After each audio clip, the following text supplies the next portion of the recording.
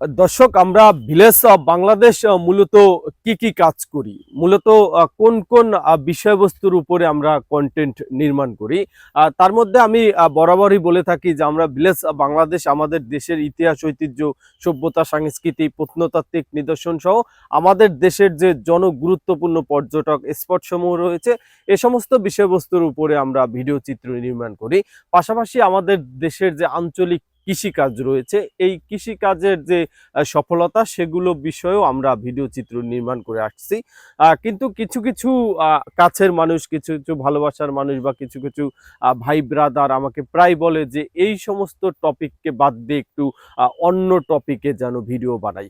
আসলে অন্য টপিকে ভিডিও বানানোর মতো কোনো চিন্তাধারা আমার মধ্যে নেই।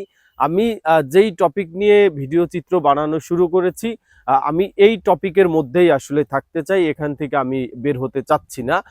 দ্বিতীয় বিষয় হচ্ছে, ভাইরাল টপিক নিয়ে ভিডিও বানিয়ে ২-৪ দিনের জন্য ভাইরাল হওয়ার মতো কোনো শখও আমার মধ্যে নাই, বা ২-৪ দিনের জন্য ভাইরাল হয়ে সেটি শেষ পর্যন্ত কোনো কাজে আসে না। আমি মূলত চেষ্টা করছি আমাদের যে গ্রাম বাংলার যে প্রকৃত দৃশ্য, বা গ্রাম বাংলার যে একেবারে আজ থেকে ৪০০-৫০০ বছর আগের যে সমস্ত প্রত্নতাত্ত্বিক নিদর্শন রয়েছে, আর সেগুলোই এই ডিজিটাল প্ল্যাটফর্মে তুলে ধরার জন্য।